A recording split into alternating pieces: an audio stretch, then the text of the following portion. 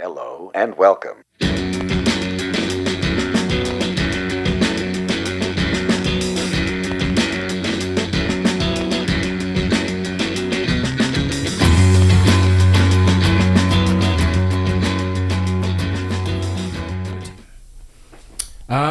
Hello, welcome back to the show. We have Rayna on the podcast today. Thank you so much for coming on the show. It's been, and I say this for every guest that comes on the show, it's been forever since since we've seen you. Even prior to the pandemic, you kind of, I think the last time I saw you was maybe at an open mic back, way back when. Decades ago. Yes. I want to say, and that's kind of how when I first discovered your music. I think it was around maybe 2006, 2007. I think maybe you were doing like an open mic at a, was it the Liberty Cafe or Bistro? Or yeah, there was one some, of those things? one of the, I think of the Liberty, I was going to the Only, like, yeah, just hitting that kind of, I started out, singing back up for Julianne Bertram, and then kind of went on my own and tried to, still just kind of getting the feel for the scene and, right. getting to know people and figuring out how to do it. Right. And then since then, you've gone to release some records. Just reading your bio here. Your debut was Empty Room. That was in 2006. Yes. So that was the first attempt. Okay, all right. At writing my own music. And it was difficult because I wasn't totally sure what I was doing. It was the first time I was releasing music and, just kind of getting my feet wet with that album. Right. And you recorded in a studio or recorded on your own? Or, so that was actually in my boyfriend's jam space. Oh, okay. When he was just starting out as an audio engineer. Right. It was, horrible equipment. Okay. Not professionally done at all. And just going, let's do this. But that's how everyone sort of starts, right? Absolutely. Because sort of new artists, they don't necessarily have the big budgets. Right. Or they may not be successful in getting that factor grant or loan, so they have to find some sort of way to get their project done. Yeah, you become creative with ways of getting things that's right. together. It becomes very DIY that way, and that's I think what's always impressed me about the music scene here. Especially in Toronto, it's very DIY, and it seems very supportive. At least back in the days when we're hitting like the open mic circuit. Absolutely. Did you find that as well? Or? Absolutely, I found like people in general would be really open to like, hey, you want artwork? I know this person. It's always been this kind of like, you need something, let me know. And then we'll put something together for you or connect you or, who are really willing to. There was also so many open mics in the city. There were so many venues that were open to musicians and, it was a great time. Yeah. And now with COVID, it's like, unfortunately, all that's gone. Mm-hmm. And in some cases, maybe gone forever because some of these venues have now closed. They just couldn't obviously managed during the lockdowns and such. Right. And I had a conversation with a guest yesterday how we were talking about how we keep seeing articles being written about how this new generation of audiences, they go to live shows, but I don't see that when I go to venues or even when I do shows. Right. It's like hard to get people out. Yeah. Do you think there's a disconnect between the messages or writers of these articles just getting it wrong because they don't really go out and see live music? Yeah, I think maybe column A and column B. I think, also growing up without having as many live venues being a thing. I also think like people don't really talk about the systemic context in terms of higher rents and like how, it's less and less viable for people to keep live venues open. It's a harder time, I think, in general, just for owners and for artists. For both of them, and then crowds who are also dealing with lower incomes and those kind of things. And so without disposable incomes, it becomes a bit of an issue. I think there's so many, parts it's so many variables, I guess, at play, and I guess technology. As well, because now people seem to, especially with COVID, people tend to spend more time at home. They're streaming, movies from Netflix, and in some cases, they're watching some of the musical live streams. I couldn't really get into them because it's still missing that live, music feel. There's a certain physics that you're not getting from. You're not getting the feedback from the crowd, and it's right. I'm just going to be energy on camera, and then there's no that's right. There's no communication with the audience. That's right. There's no symbiotic relationship between the performer and the audience, and that's what's sort of missing. Right. And I kind of see that as well with all these sort of streaming platforms like Spotify and such. I know everybody's on there. You kind of have to be on there these days. Yeah. But even just some of the streaming sites, the overcompression used on the audio, very much different than if you listen to the album, say on vinyl or on the old-fashioned CD. It's a very different sound. It's a very different sound. So do you think the new generation of people that are growing up with music, do you think they're somehow getting cheated? How we kind of had analog and we had vinyl. We kind of had, I don't want to say real audio, because what does that mean? But I think varied audio. Like if it's been this kind of like overcompressed kind of, sound, how you should sound, but without having different... without having different modes like albums, like CDs, like, there was a different sound, even, watching television. And so different technologies would produce different sounds. And, so we grew up with hearing those particular, audio signals. And so it gave us a bit more of a varied experience to the sound. And I think it's a little bit more limiting now. So when something might be deviating from that, I wonder if it's like, oh, that's weird, or it's not familiar, or I can't really connect with it, or I'm not sure what it is, but there's something there. There's something there. That's right. Something to be researched. I think it's also one of those transition sort of phases that we're in, where we're transitioning from one technology to another technology, and that takes a generation or two for it to fully, I think, catch on. Right. Yes. But I don't know. Who knows what'll happen in the future? At some point, I'm sure music will be directly downloaded into our brains, like via Neuralink or something. Yeah, and our 5G chips will just. That's right. I got the vaccine, so now I'm magnetic and I can transfer Wi-Fi. So speaking of academics, you went into the world of academics. I did. I was in my 30s, and I wanted to. A few reasons, but I wanted to get into space research, and I wanted to explore humans in space and what that means, and how we take ourselves with us when we go to space, right? Because there was a lot of rhetoric kind of that comes from people in power that talk about things like, we need to get off this planet because it's all going to shit. Can I swear? No, you can't. We're on the internet. You can say whatever. You can say whatever the fuck you want. It's like, we're all going to shit. So let's just all get off the planet, and let's do whatever we can. Screw everything else. Let's just get to Mars, and let's start getting out there, making settlements, and these kind of messages that are being put out. And coming from an anthropology and psychology background, I was like, well, the more I read, the more I talked to people, the more I learned about sort of culture and society. I wanted to question that, you just, it's like what people say versus what they do. It's kind of my mantra. And it's like, let's look at what is happening and why people are feeling this way. And maybe talk about, the ways that we can kind of do both, but we can do it ethically. Right. There was a recent article that came out about, I think it was Jeff Bezos or no, Elon Musk, sorry. Same shit, different day. Sure. About, going to the moon and having workers on the moon or something. And I'm thinking, okay, is there, what would be the sort of ethics committee up there? You get to the moon, right. You're maybe working for Elon Musk, and he's hardcore, just like exploitation of labor guy. What do you can't come back home. Like right. you just like, we got to think about so much when we think about sending people to space and what that means and how that affects humanity in general. And is it just a small portion of the population, really. Like when it comes down to it, it's like anyone can follow their dreams, and everyone, no, the people that have money can do that, right?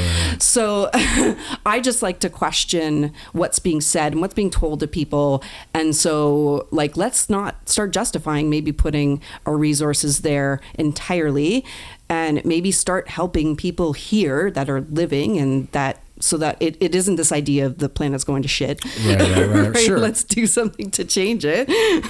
Well, Neil deGrasse Tyson, he's got a good comment about that, about terraforming Mars. Why would you spend all that time and money terraforming Mars when you could fix the Earth, put all that sort of investment in there? But at the same time, don't you think we can do both? Absolutely. We can both fix the Earth and we can go explore space. Because what if a supernova takes us out in 5 minutes from now and we're all dead? And there goes the entire human race and our history and so forth. Yeah, and I love thinking about the technologies that are out there, trying to censor or the sensors that are out there trying to find meteors or what's happening, that what might happen outside of just planetary destruction from us.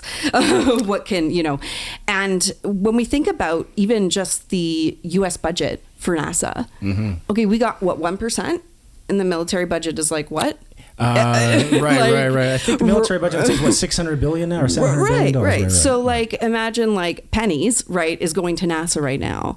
So we could, with so much of that military budget, could go towards housing, could go towards, education, can go towards healthcare, could go towards space exploration, could go to, like, it's such an insane amount of money that we can be doing both. And it's not this either or argument. It's we can do both. We can still explore the space, because we learn about ourselves when we learn about space. Like it's in tandem, and we do find these amazing discoveries in space, when we are building technology or the space station, that we can bring down to Earth to help us, so it's not an either or conversation. I reject that. Okay, I think we can do it all. We're just not putting the money where it should be. So from an, I guess, anthropological background, do you think it's ingrained in our species to want to leave the planet? For example, like the first fish that decided to get out of the ocean and start walking on land, or the first ape that decided to leave the safety of the trees and go do what it went to do, and then here we are. I don't think it's a biological imperative. Okay. I do believe that we have a sense of adventure, we have a sense of wonder, and that's not something I think that will ever leave us. We want to know where I just, that's that fine line between like saying, but it's in our blood. It's we should or shouldn't be, in our bones. Like, I feel like it can be both, and we can explore, we can, want to know, but we also have a place of home and a feeling of connection to home at the same time. And sometimes I think that can kind of clash. Right. And do you think that connection might be broken? Say, for example, one day when humans are living on the moon or Mars, they won't have that connection to Earth. Some people will be, have grown up, born on, say, Mars, and they'll be literally Martians. Right. And then you could even say maybe at some point in the future, that planet might even separate from government or even the entire human race. Right. Where they become their own sort of hybrid species or whatever that may be. There is an amazing trilogy by Kim Stanley Robinson, Red Mars, Blue Mars. It's great, and it's kind of that idea, like, just what happens when we settle on Mars and people grow up on Mars, and how does that change their their views and how they feel about home and these kind of things. And obviously that would change. It's like we can speculate as to what that would look like, and then what kind of problems would come with that too, when you do still have an Earth and you still have people living on Earth, and then there's different colonies that arise, and it's I mean, that's why it's so much science fiction's out there. That's right, because there's so many stories to tell. Absolutely, because even language and culture would change over time. In fact, I was reading an article where they say the language would be even completely different. You won't even recognize the language that they're speaking if it's even English. well, tell our story on Earth. We have I know exactly. Yeah. we have the same story. And some people I can't understand speaking English. Like I was in Australia years ago, and like half the time I had to ask them, "Can you please repeat that again?" Yeah, they weren't saying anything weird. Exactly. I couldn't understand the accent or the colloquialisms that they were using at the time. Right.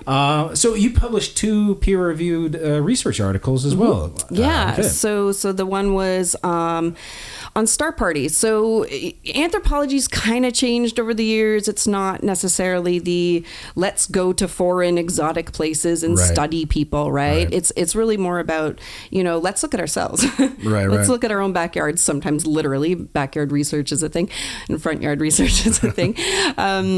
And because I was kind of in a headspace, literally, I was like, no, what do people do when they, because I found out about something called star parties, and it's like a bunch of people just get together and they go, to a very secluded, lightly dimmed area, and they look at the stars, and they do this, and they there's all these gatherings, and there's star parties all over. Oh, really? And people do this, and I was like, well, I want to know more about who goes and why they go and these kind of things, right? So I did some field work in university for, going out to these star parties and, asking people like, so what brings you out here? What is it about the world that you, or space, like what is it about space that like fascinates you, that you come out to these places that like, between sundown to sunrise, right. with these huge scopes and like searching, and many people had different reasons for going, but it was all, again, it's very much like exploration, but there's also like a sense of community.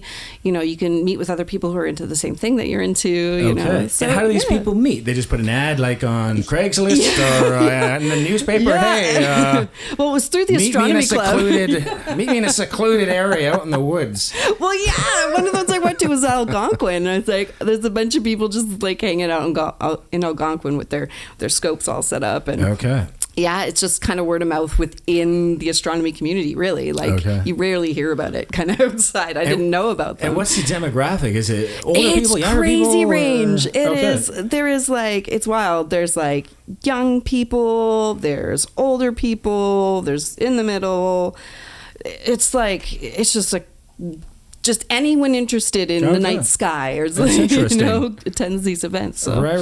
I'll have to check that out. It sounds very cool. Yeah. And I see that kind of, did that lead to, I guess, your next EP entitled Space Stories? Right. That was released in 2013? Yeah. So that was my first kind of taking information out of the ivory tower and being creative with it. Right. And, it's like I wanted to go to school to kind of like learn the rules so that I could break them. Sure, of course. Right.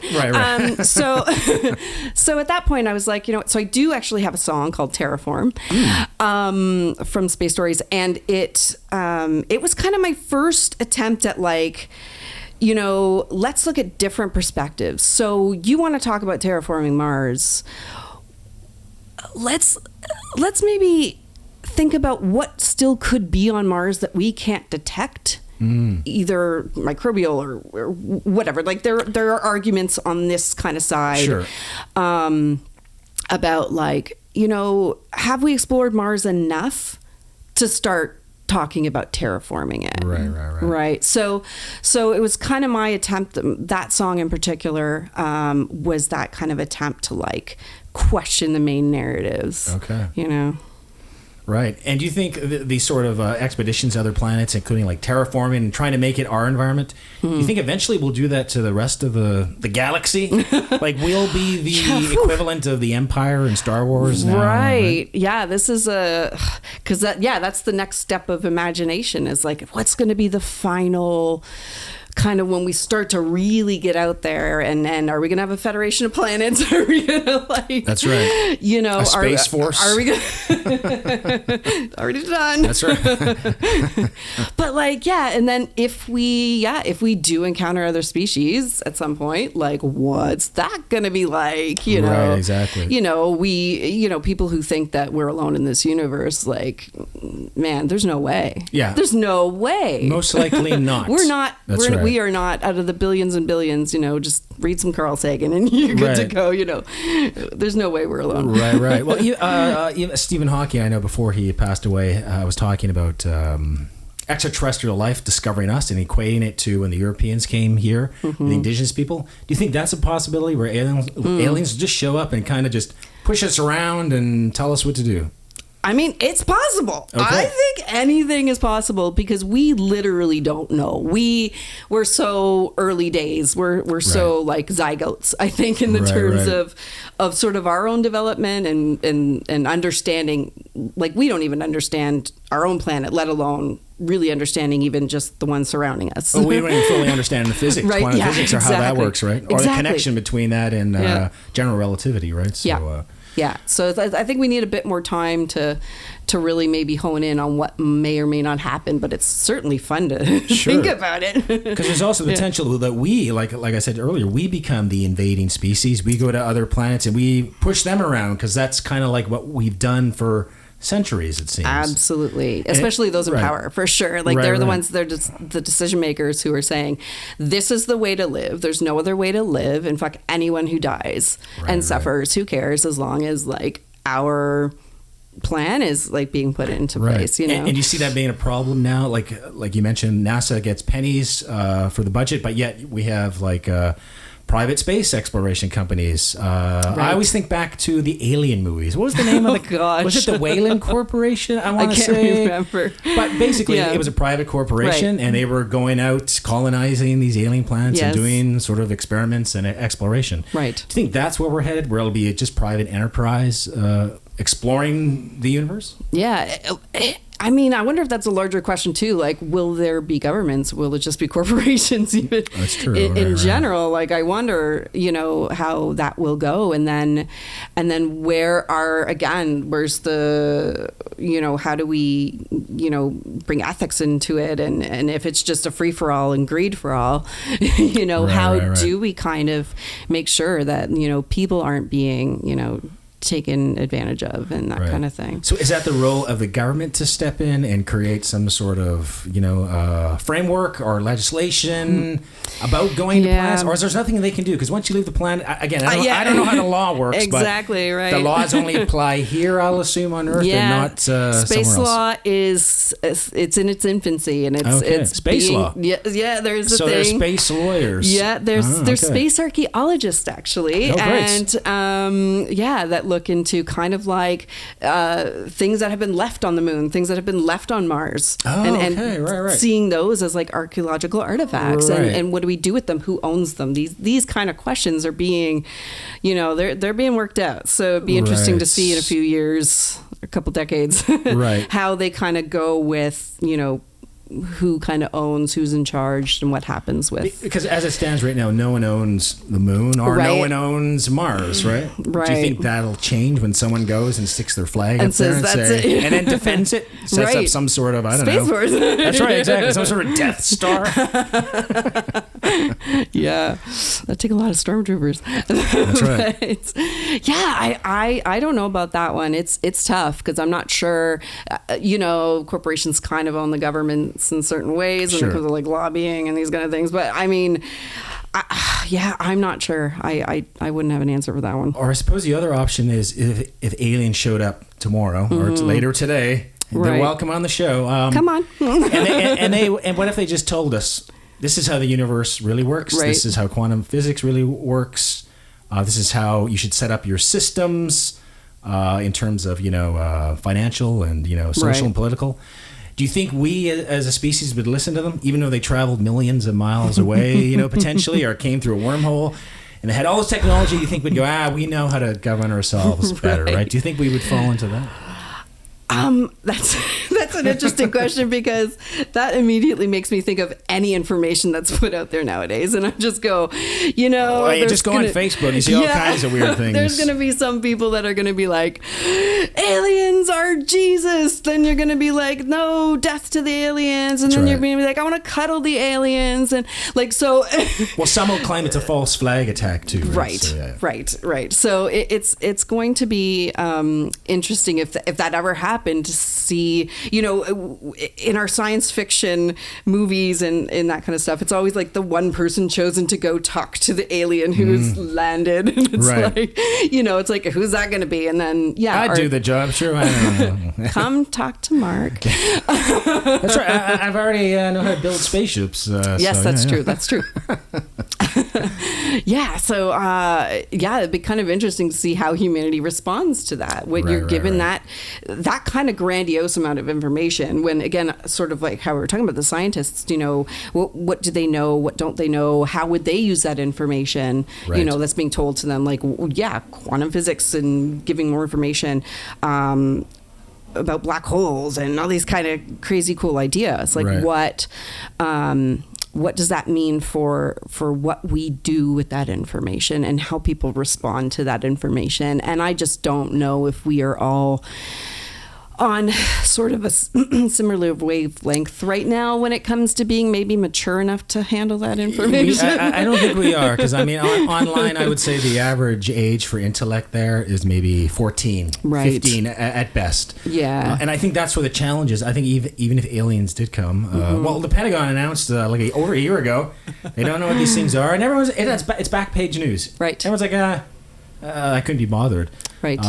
So maybe some people, again, they seem to be in denial of information when something challenges, who they are or their existence. Yes. Things like with COVID, you have people denying that it's a thing. Absolutely. So people might even deny that there's this alien intelligence out there. Well, they might have so much cognitive dissonance between, what their beliefs are and what maybe that might challenge their beliefs if an alien did come down and right. Hey, what's up? And do you think artificial intelligence might change the game as well, because it'll be smarter than us, hopefully?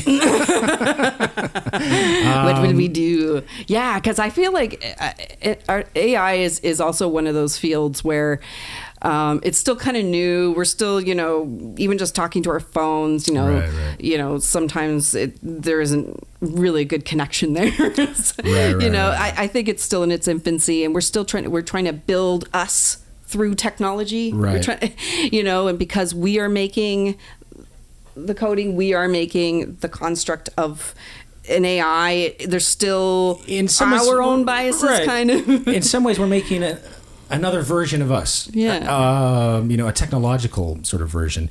Because what if that is the next step in evolution? Because we've plateaued. Right. Your brains can only get so big because of the birth canal and so forth and so on. Right. Whereas we now skip a few steps, and again, through Neuralink, or we upload our consciousness in the computers, or whatever the future game is. Right. Do you think that's the next step in evolution from an anthropological background? Yeah, I mean, cyber beings kind of exist. We have cochlear implants. We have,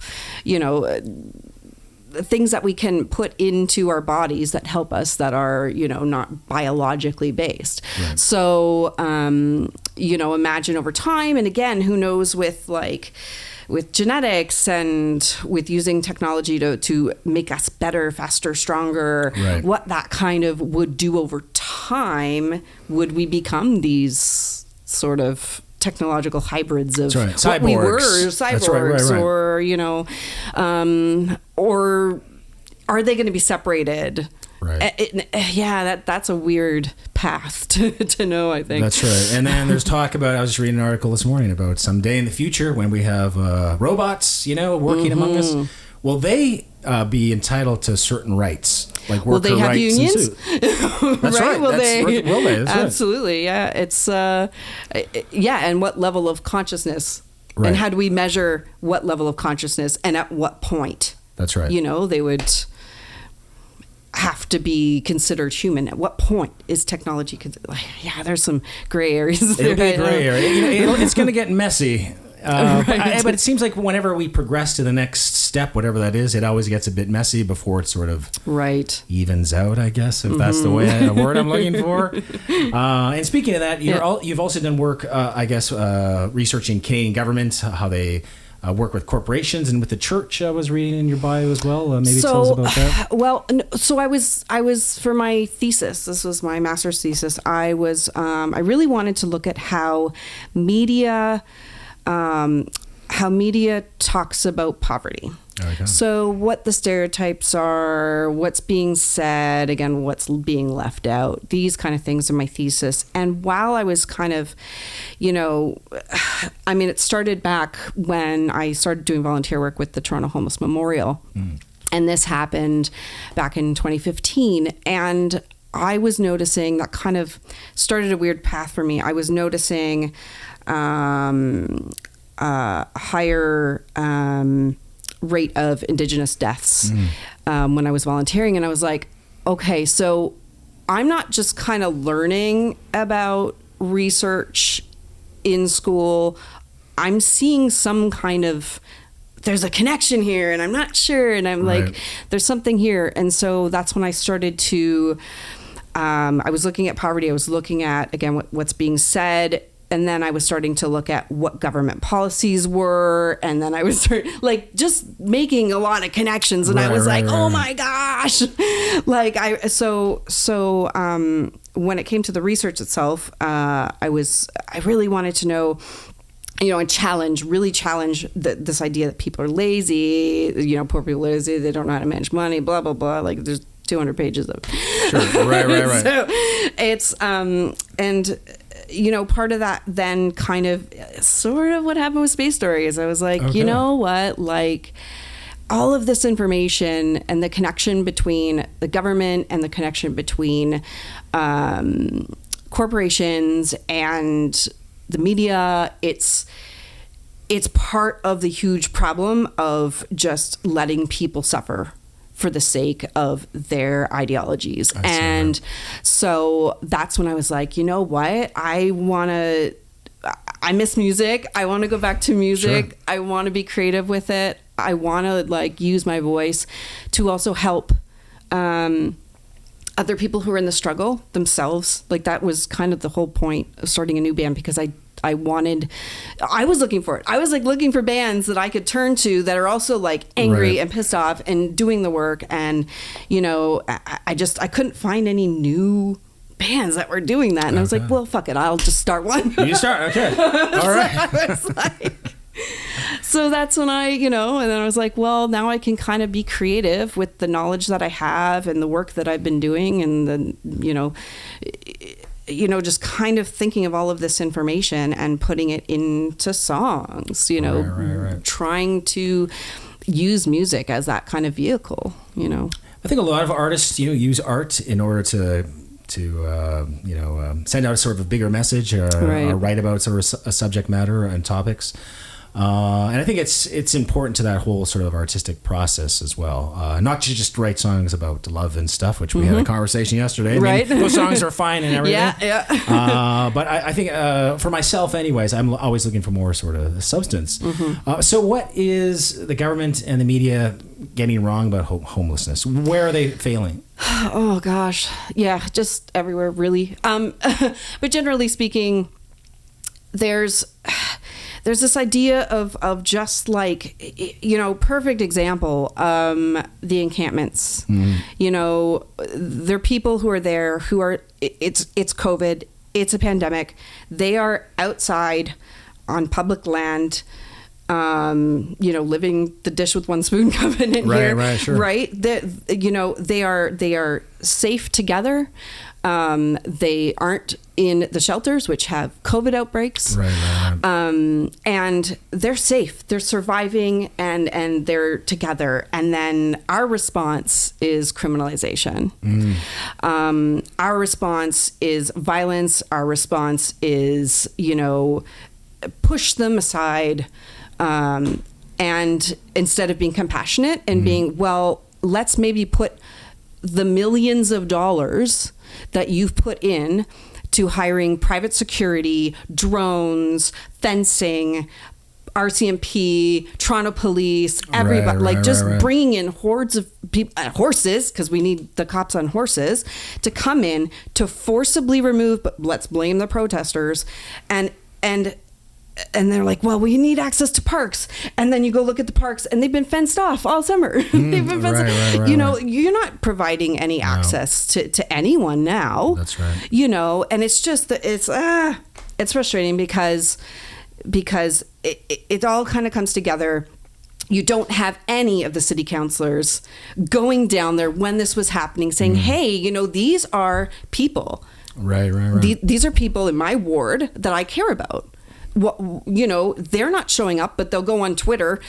We really condemn what happened, but like, show up. Sure. Right. Show up. You know, we are there to protect people, and you know, and it's getting to the point where there are, like, it's not just radical people that are protesting. It's doctors and nurses that are going, this is not the approach. We need to have a community-based answer to this. Right. You know, and let's get housing, let's get social supports. And that costs less money. So I hate, you know, when people are like, you know, I did a deputation, it's online, and I was just like reading off every bit of research I could find that's explaining if we house people, we give them social supports, we take care of them, you won't have to see them. You won't have to see them because they're going to be taken care of. So your problem's fixed. Right. You know, rich dudes, mayor, I hate them. Like, just take care of people. That's the answer. Right, and it's cheaper. Right. So it's not this either or, you know, you hear this sometimes about the either or thing of, oh, well, profit over people. Well, no, helping people saves us money. That's right. What? Like, it's like, no, so, it's not spending money. It is helping people that actually saves us money over the long run in terms of healthcare, in terms of, you know, criminalization. It saves us money. But no, let's just forcibly like, well, okay, you got me under it because I'm passionate. I find some people just don't want to address the problem. They want to sweep it under the rug or sort of ignore it. And there's been a lot of talk about UBI. Yes. Being introduced maybe at some point in the future. Do you think that's one of the steps in helping people in fighting homelessness? Absolutely. I do think UBI is a first step. It's not the answer. It's not the answer. But it would definitely, because a lot of UBI research has been done, and it has shown that people are not inherently lazy. No, they're not. That's right. They are not people. People want to do things, and sometimes, you know, and I think, I hate saying that too, because there's such an emphasis on our society about being productive neoliberal citizens and, you know, doing, and you're only, you know, if you only pay taxes, then you're worthy and then you have value. It's like, well, no, a lot of people can't work and they can't, or they just value valueless people. A lot of people contribute in other ways, like mother raising the children at home or the father not going to work. And that's what UBI has shown. So the research is showing that, you know, when people have their food taken care of, they have their rent taken care of, what do? They raise their children. They go back to school. They do more volunteer work. Right. Like, it's not just people that sit around watching TV all day. No. Like, and for some, let them. You know? Like, sure. If it's lifting everybody up, let's do it. Like, I think there's another thing. I think some people want to hold on to their status in life, and they don't want anyone else kind of reaching where they are or surpassing them. I think kind of there's that as well in society where... That's good in general. Yeah, I think with privilege in general, anyone who has a privileged position in our society... they're afraid if it gets challenged in some way, or because then I'm going to miss out, because then they recognize you are benefiting from your privilege, whatever way that is, you are benefiting. And so you become afraid, and that's when you start lashing back, or let's throw violence at people because, you know, I don't want those poor people in my rich, pretty neighborhood or whatever your bullshit is, you know, And that's the thing. It's like people just have to like be more open to learning. That's something that we've just like, people just aren't open to listening. And they're not. Even city council, Tory, voted against talking to the encampment residents.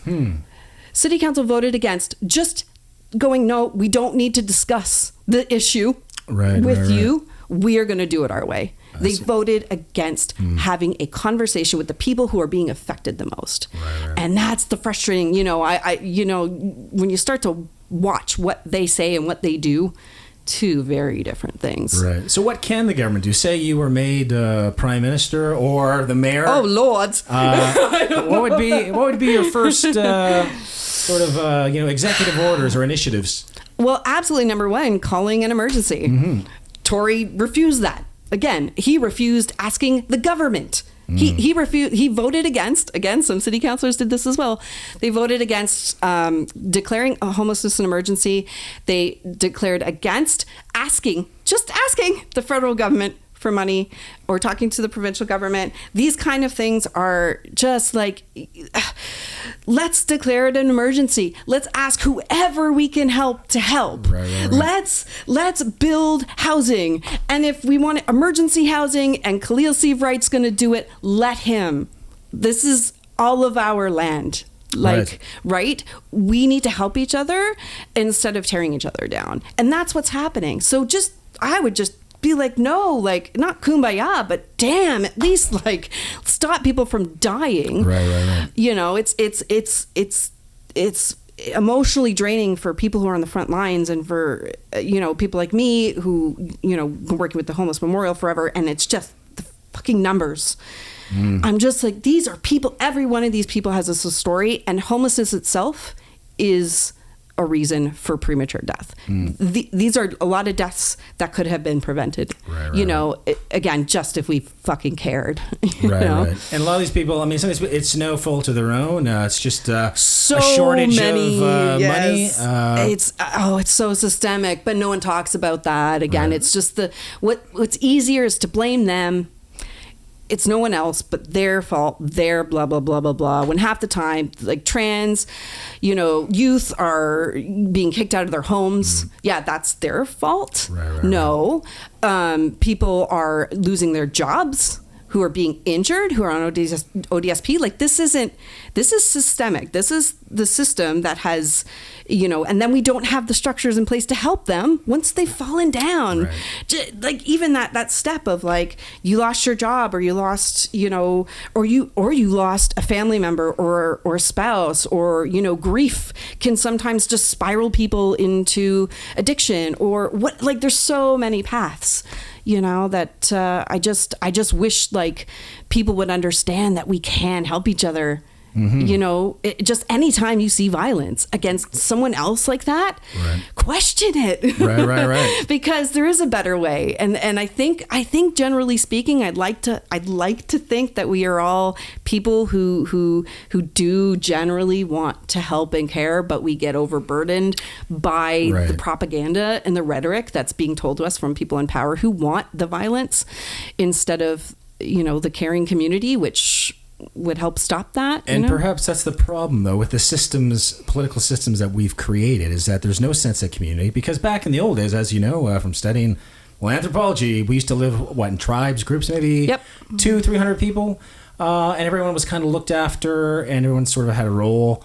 Whereas now we don't have that. There's a disconnect between us and our neighbors and our communities. Yeah. There aren't really communities anymore. I mean, I guess this neighborhood's a community, sure, and people that live within it, but it's not the same where we're kind of relying on each other to get us through to, so we can all achieve our life goals. Yeah. When I learned about the potlatch, I was like, oh my gosh, there was this amazing time where people in community who might have had more, and then they redistribute to take care of each other. That's right. Like, we need to kind of get back to ideas of helping each other. It's so frustrating. I think we can get back there because when we have a whole new sort of a generation of voters now coming. True. Fray, and hopefully that'll change politics moving down the road. And even some of the older parties, if you look at the Republican Party or even the Conservatives here, their membership keeps dwindling, and I don't see any of those parties ever having a majority government again in the future. Although I could be wrong.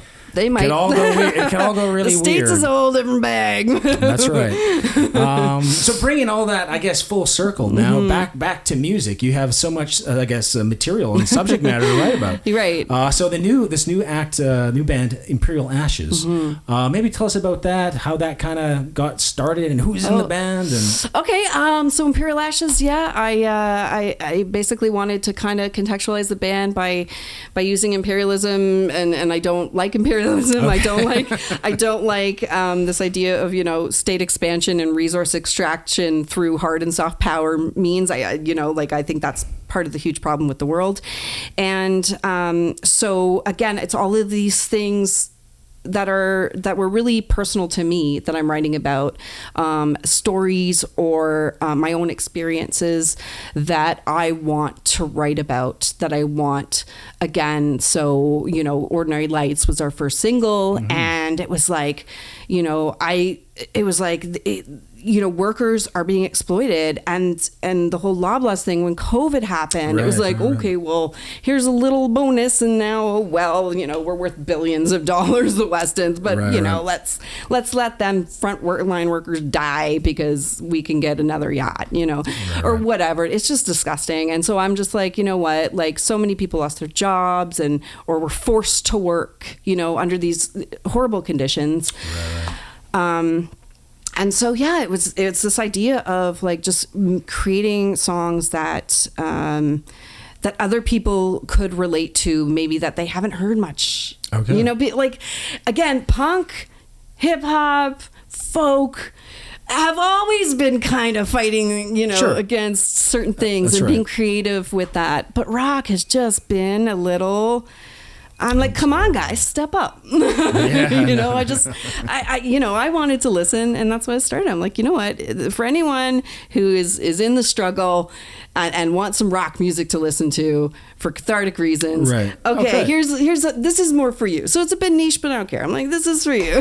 This is why we're doing it. And that's all online as well? Yeah, okay. So you can get it on all streaming platforms. Okay. And, yeah. Great. Is there any physical merch or product as well? Oh my gosh, not yet. So it's crazy because we just started with COVID hit. We had just finished tracking drums, and we were gonna hit, and that was February, and then COVID. So it's been very rare that we've been in a room together. We've been recording all of this through it's been rough.